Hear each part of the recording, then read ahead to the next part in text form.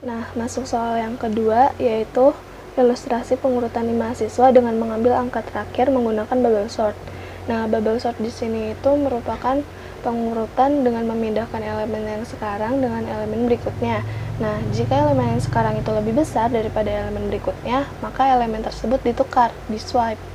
Nah, data yang disediakan di sini ada 15 data.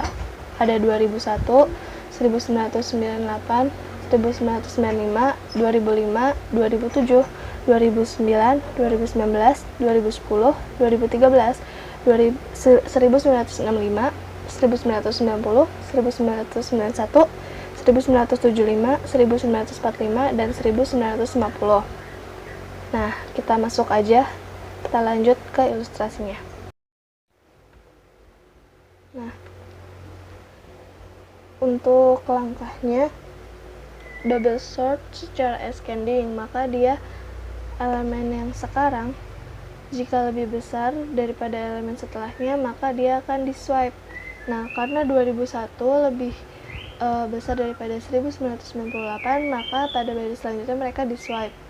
Begitupun 2001 dengan 1995, maka pada baris selanjutnya mereka di swipe. Karena 2001 lebih kecil daripada 2005, maka mereka tidak di swipe. Nah, dilakukan pengecekan dari awal lagi.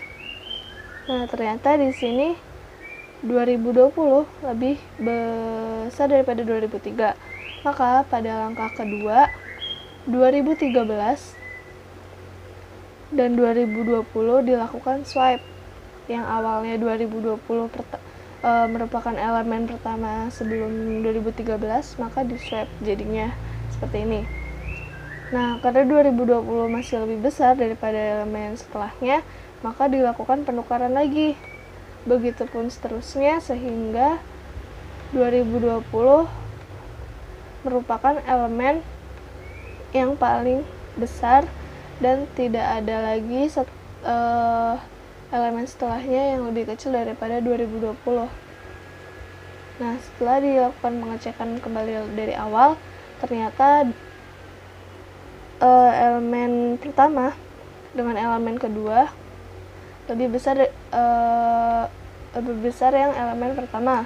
Maka 1998 dilakukan swipe dilakukan pertukaran dengan 1995, maka didapat ini.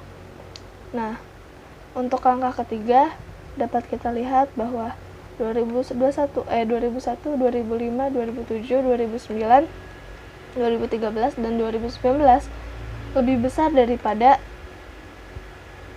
1995, 1990, 1991, 1975, dan 1945 dan 1950. Maka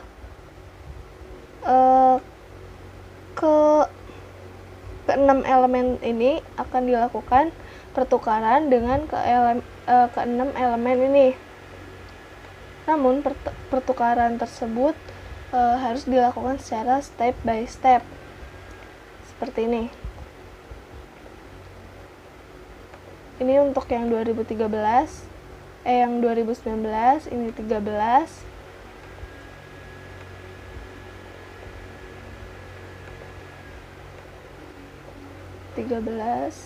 Ini untuk 2009.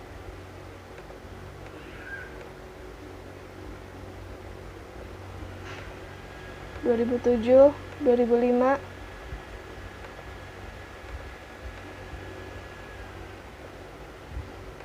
dan 2001. Nah, keenam elemen tersebut dilakukan pertukaran terus-menerus hingga tidak ada elemen setelahnya yang lebih kecil daripada elemen tersebut. Nah, setelah itu kita cek kembali nih di awal. Melakukan pengecekan kembali di awal. Dan ternyata 1998 lebih besar daripada 1965. Maka dilakukan pergeseran lagi, pertukaran, hingga tidak ada elemen yang lebih setelah 98 yang lebih kecil daripada dia. Nah, setelah itu kita lakukan pengecekan awal kembali. Di awal ternyata 1995 lebih besar daripada 1965, maka pada langkah 10 baris pertama dilakukan pertukaran antara 1995 dan dengan 1965. Begitu seterusnya hingga 1905 tidak ada elemen setelah 1905 yang lebih kecil daripada dia. Nah, dilakukan lagi pengecekan awal. Nah, di sini ternyata 1901 lebih besar daripada 1975. Maka dilakukan pertukaran kembali hingga tidak ada elemen setelah 1901 yang lebih kecil daripada dia. Nah, untuk langkah yang ke-12 dilakukan pengecekan kembali. Di atas ternyata pada langkah ke-11 di baris terakhir terdapat 1990 yang lebih besar daripada 1975, maka dia dilakukan pertukaran kembali di langkah ke-12. Nah, di langkah ke-12 ini ternyata masih ada lagi yang elemen sebelum elemen sekarang yang lebih kecil, yaitu 1975 dengan 1945. Dia lebih besar, jadi dia harus melakukan pertukaran. Nah, seperti di langkah yang ke-13, 1995 ditukar dengan 1975. Nah, karena lalu 1975 dilakukan pertukaran lagi dengan 1950 karena dia lebih besar. Nah, setelah itu sudah kita dapat, dicek lagi dari awal. Dan ternyata 1945 dengan 1996 harus dilakukan pertukaran lagi.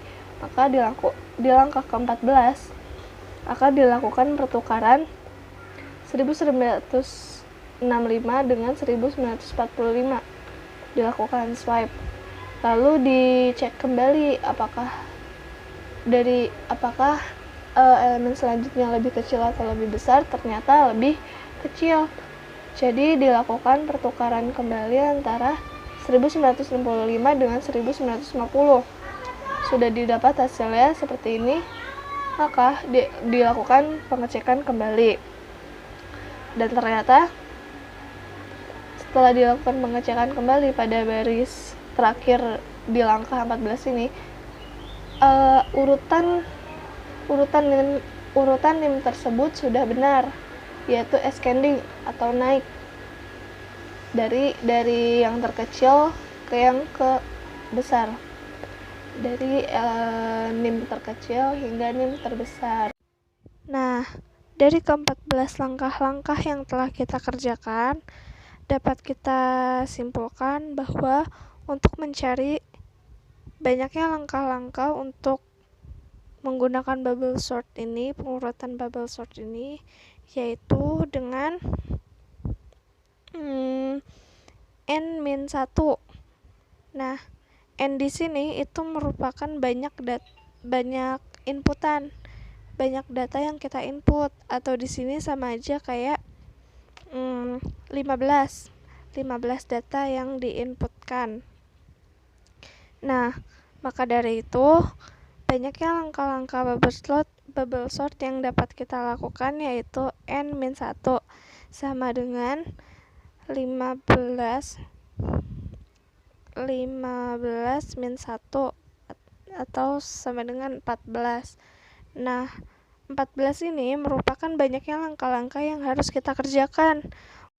Apabila langkah-langkah yang dikerjakan tidak mencapai 14 atau melebihi 14, maka pengerjaannya ada yang salah. Jadi harap dicek kembali. Nah, mungkin itu saja yang dapat saya sampaikan. Kita lanjut ke video berikutnya. Semangat!